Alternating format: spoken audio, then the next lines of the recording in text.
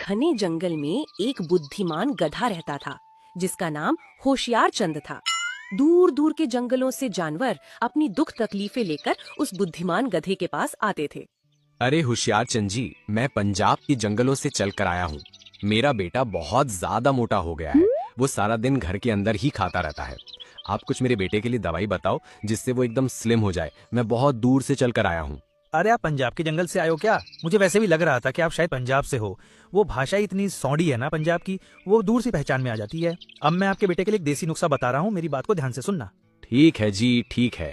तुम अपने बेटे के नए दोस्त बनवा दो, वो उनके साथ घूमेगा, खेलेगा, इससे खुद ब खुद ही उसका वजन कम हो जाएगा। दोस्तों के साथ बिजी रहेगा तो उसका ध्यान खाने से हटेगा और वो कम खाएगा, तो ऑटोमेटिक ही पतला हो जाएगा। ठीक है जी, ठीक है। होशियार चंद जी, मेरा बेटा शाकाहारी है। मुझको उसके वेजिटेरियन होने से बहुत दिक्कत होती है। कुछ ऐसा उपाय बताओ जिससे वो मांसाहारी हो जाए। अरे तुम क्यों बेवजह किसी मासूम जानवरों को मरवाना चाहते हो? अगर तुम्हारा बेटा खुद मांसाहारी नहीं है तो उसको मांसाहारी क्यों बनाते हो? उसको खाने दो जो वो खाता है। क्या शाकाहारी रहना बुरी बात है क्या? अरे होशियार चंद जी, ये बात नहीं है। हमको जब सर्दियों में 3-4 महीने के लिए अंडरग्राउंड होना पड़ता है तो उसके लिए मांस खाना जरूरी है। उससे हमारे बॉडी के अंदर चर्बी इकट्ठा होती है। अगर वो शाकाहारी रहेगा तो चर्बी इकट्ठी नहीं होगी और वो भयानक सर्दियों को झेल नहीं पाएगा, जिससे उसकी मौत भी हो सकती है। अच्छा तो ये बात है। तो उससे कहो कि विटामिन वाली सब्जियां और फल ज्यादा खाए। उससे उसके शरीर में बहुत ज्यादा विटामिन इकट्ठा होगी तो वो सर्दियों को आराम से झेल पाएगा। जिस तरह खाने से तुम चर्बी इकट्ठा करते हो, इस तरह तुम शाकाहारी सब्जियों से विटामिन इकट्ठा करके सर्दियों से बच सकते हो। सिंपल है यार, तू समझता नहीं है। अच्छा तो ये बात है होशियार चंद जी। अब मैं भी शाकाहारी बनने की कोशिश करूंगा और मैं भी खूब ताजा ताजा सब्जियां और फल खाऊंगा, वो भी शहद के साथ। ओजी होशियार चंद जी, हमारा बेटा खाना खाने के बाद वो हमारे जैसी गोल गोल पॉटी नहीं करता है, वो गाय भैंसों जैसी पॉटी करता है। ये बात मेरी समझ में नहीं आ रही है। अरे तुम दिक्कत क्यों लेती हो? तुम्हारे मुन्ने के पेट में कब सो गई है? उससे कहो 1-2 टाइम खाना ना खाए, फिर देखना वो तुम्हारी जैसी गोल गोल पॉटी करेगा। ऐसे ही धीरे धीरे समय बीतता है। एक दिन होशियार चंद गधा खाना खा रहा होता है। तभी उसके पास एक छोटा सा बच्चा आता है जो बकरी का था। अरे कौन हो तुम और तुमको क्या चाहिए? बताओ किस लिए आए हो यहाँ पर? अरे होशियार चंद जी, बहुत भूखा हूँ, कुछ खाने के लिए दीजिए ना। बहुत दूर से पैदल चलकर आया। पर बेटे तुमको देखकर लगता नहीं है तुम बहुत दूर से पैदल चलकर आए हो। फिर भी कोई बात नहीं है, तुमको भूख लगी है तो खाना खा लो। वैसे क्या नाम है तुम्हारा? मेरा नाम क्या है जी? मेरा नाम बांकू है जी। अरे बेटे, अपना नाम बताने में इतना झिझक क्यों रहे हो? साफ साफ बता दो एक बार में कि तुम्हारा नाम बांकू है। वैसे तुम ये बताओ मेरे पास किस लिए आए हो? मैं अजनबियों को अपने साथ ज्यादा नहीं रखता हूँ।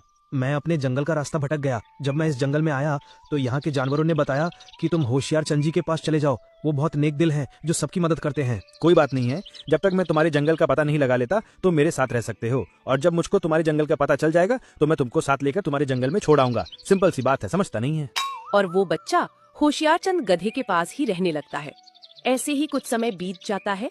एक दिन होशियार चंद कहीं गया हुआ था तो उस बच्चों के पास एक खूंखार भालू आ जाता है। अरे हो मीमने के बच्चे, मैंने तुमको यहाँ पर मौज मस्ती करने के लिए नहीं भेजा है। तुम अपने काम पर ध्यान दो। बहुत जल्दी सर्दियाँ आने वाली हैं और मुझको बहुत सारा मांस खाने वाला है ताकि मैं सर्दियों में जीवित रह सकूं।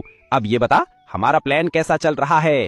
अरे तुम चिंता मत करो भालू भाई, इस बार ये गधा हमसे बचेगा नहीं। ये मुझको कुछ समय के बाद मेरे जंगल छोड़ने के लिए जाएगा, तो आप दूसरे जंगल में इस गधे को शिकार बना लेना। इस जंगल में गधे को मारना नामुमकिन है। ठीक है, तुम जल्दी करना। तब ये गधा तुमको छोड़ने आए तो मुझको बता देना।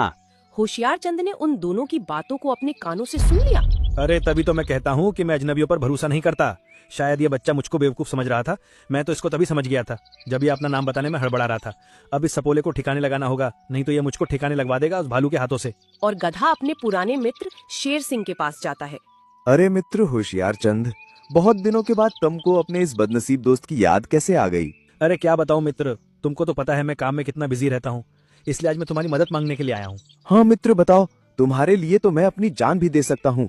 तुम तो अच्छी तरह से जानते हो आज मैं इस जंगल का राजा हूँ, वो तुम्हारी ही सूझबूझ के कारण बन पाया हूँ, वरना दूसरे जंगलों के राजा मुझको कब का खत्म कर देते। बताओ तुमको किस तरह की मदद चाहिए? फिर गधे ने उस शेर को सारी बात बता दी और उसको अपने साथ लेकर अपने जंगल में आ जाता है। अरे बेटे, मैं तुमसे मिलवाने के लिए किसको लेकर आया हूँ?